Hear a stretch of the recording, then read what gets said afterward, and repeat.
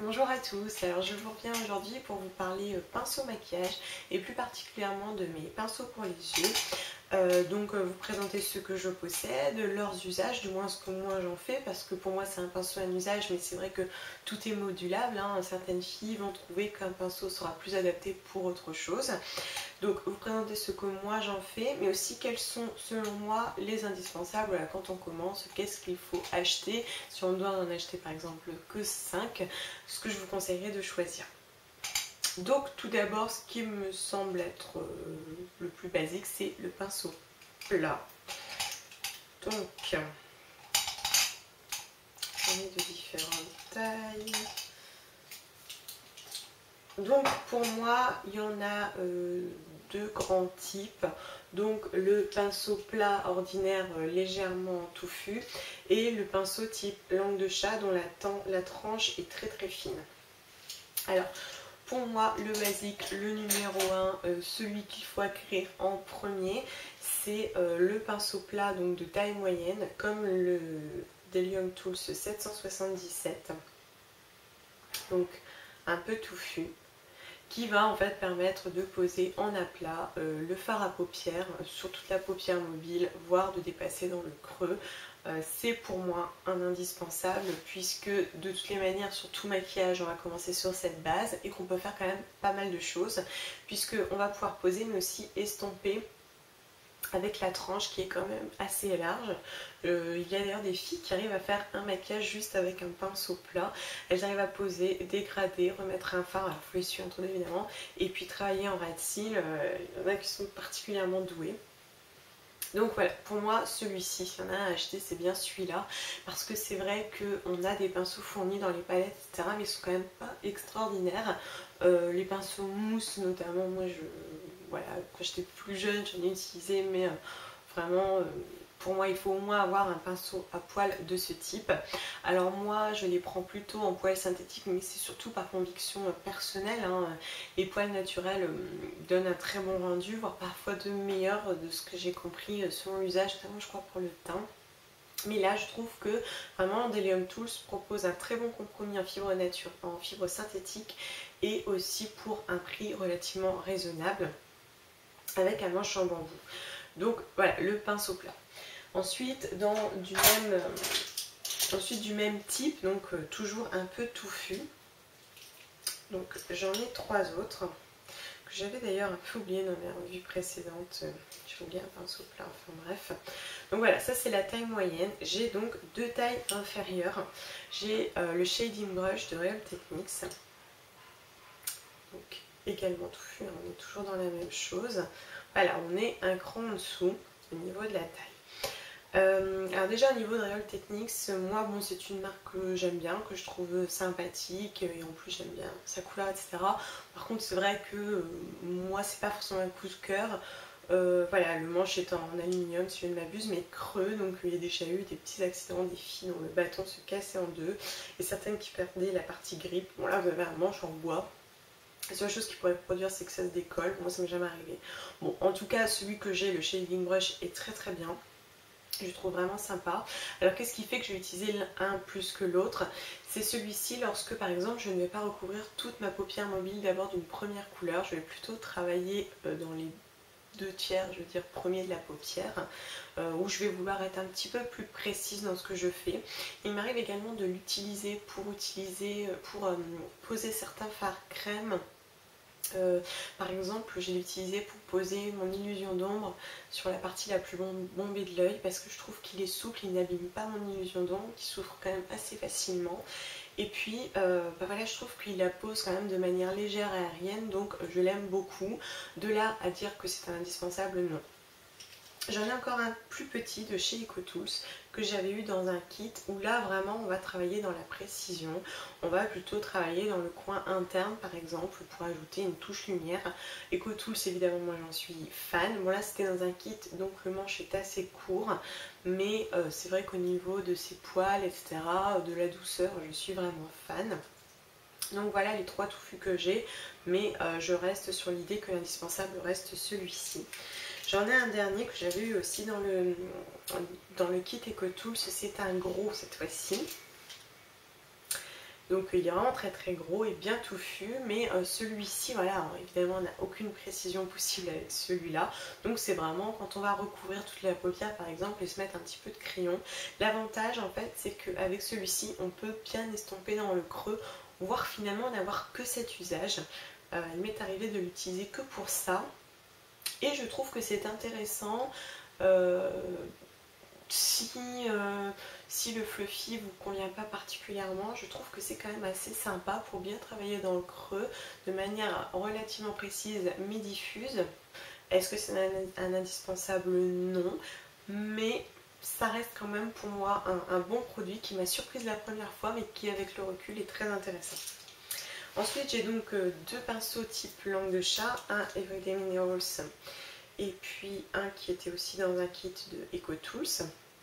Donc là la tranche est bien plus fine, le pinceau est un petit peu plus raide, on va avoir un usage un peu différent, on va pouvoir notamment travailler les fards crème par exemple, ou appliquer une base crème.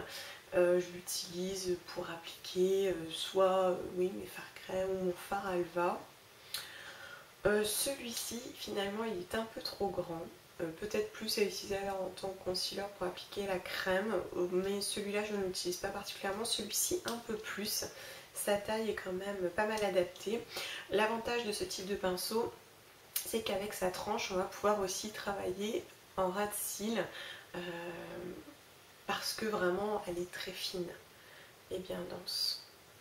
Ensuite, au niveau des pinceaux estompeurs, donc tout ce qui est type fluffy, j'ai donc le fluffy de EcoTools que j'avais eu donc aussi dans le kit.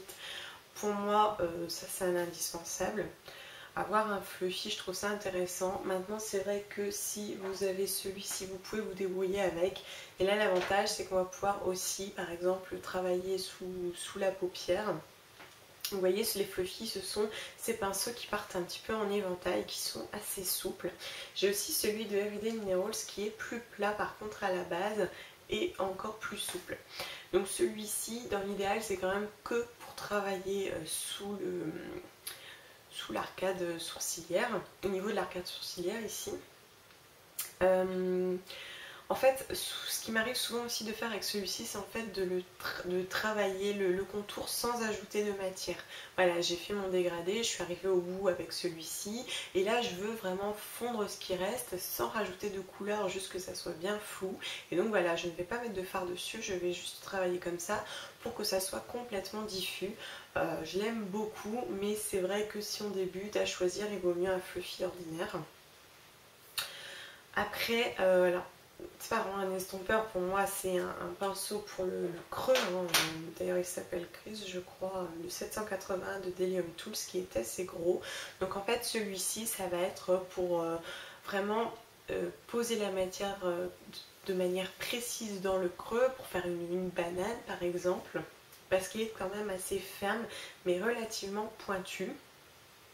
Pour moi, ça n'est pas un indispensable, c'est vraiment quand on va vouloir commencer à dessiner des choses plus précises dans le creux. Après, j'ai deux pinceaux crayons, j'en avais un troisième, mais voilà, je le vends parce que je n'utilise plus. Donc ce sont ces pinceaux assez fins, assez pointus sur le bout, qui vont vous permettre de travailler le crayon en ras de cils. Et c'est vrai que pour moi, c'est important d'en posséder au moins un. Parce que quand on met un trait de crayon, en général, on l'estompe, on ne laisse pas comme ça net. Et là, vous allez avoir plusieurs catégories. Alors moi, j'aime beaucoup le 780 de Delium Tools, que j'ai encore utilisé ce matin et que j'utilise tous les jours. En fait, il me permet de bien dégrader, de bien fondre, de remonter un petit peu et de travailler également un ras de cils inférieur, tout en posant avec celui-là même mon fard poudre pour le sceller. J'ai longtemps utilisé le E30 de Sigma, qui lui par contre est en poil naturel. Cela dit, si vous ça ne vous gêne pas, je vous le conseille. Pour moi c'est un indispensable, il est vraiment très très bien et très souple. La seule chose que je lui reproche, c'est que je trouve qu'il vieillit mal. Sans doute parce que c'est un poil naturel, du coup il s'use sans doute plus facilement. Mais il est vraiment très doux et sa forme est idéale. Mais bon voilà, j'ai opté pour celui-ci maintenant et ça se passe très très bien. Ce que je n'ai pas aimé dans le Smudge Eyeliner Brush de EcoTools, c'est qu'en fait sa pointe est trop raide. Donc c'est vraiment pour travailler précisément en ras de cils quoi. Moi je n'arrivais pas à le diffuser assez avec et donc finalement ça m'agaçait plus la paupière qu'autre chose, donc je l'ai laissé tomber. Ensuite, alors moi je n'ai jamais d'eyeliner, mais il m'arrive peut-être parfois de faire un petit dessin vite fait, voilà, avec un fard que je mouille, mais bon, sinon évidemment il vous faut un pinceau eyeliner de ce type, un peu biseauté. Bon, à voir, je suis pas sûre que ce soit un indispensable, mais malheureusement je pourrais pas vous conseiller là-dessus. Il me reste un pinceau biseauté, donc en fait celui-là c'est pour le creux, mais je n'utilise jamais en fait. Je n'arrive pas à vraiment voir la différence, ce qui peut m'apporter de plus vis-à-vis d'un autre. Alors encore une fois c'est très personnel, hein. Chaque personne va avoir un usage avec un pinceau, mais pour moi ça n'est vraiment pas un indispensable. Et enfin dans le kit j'avais eu celui-ci, qui est donc pour coiffer les sourcils et ici pour séparer les cils. On peut souvent l'oublier, mais ça peut être intéressant. Par exemple si vous faites des paquets après avoir mis votre mascara, vous pouvez séparer. Alors il y en a des mieux que ça, avec des pics en métal, mais bon, c'est toujours bien de l'avoir sous la main pour pouvoir refaire vos cils avant qu'ils sèchent, pour retirer vraiment la main. Donc voilà, si vraiment je devais en choisir 5, alors sans tenir compte du fait que je préfère les poils synthétiques, je choisirais donc ceci. Donc le 32 Sigma pour travailler le ras de cils, un indispensable, un pinceau crayon, mon pinceau Fluffy de EcoTools, le pinceau plat 777 de Delium Tools, le gros pinceau plat touffu qui peut permettre de mettre par exemple la touche lumière aussi sur le sourcil, voilà, avec le Fluffy il va venir se compléter, et un pinceau plat type langue de chat mais assez court de Everyday Minerals. Et puis le 30 on peut toujours le remplacer par le 780, le pencil de Delium Tools. Et là je pense que déjà c'est pas mal. Si vous possédez ceci, on peut même encore donc retirer celui-là et celui-là. Voilà, je dirais pour moi les 3 premiers c'est ça quoi. Avoir un fluffy, un pinceau plat assez un petit peu touffu quand même, et puis un pinceau crayon. On peut déjà faire pas mal de choses avec ça, surtout pour débuter. Donc voilà, n'hésitez pas à me dire ce que vous avez, ce que vous avez comme usage de chaque pinceau et ce que vous en pensez. Et je vous remercie de m'avoir regardé. Je vous dis à très bientôt.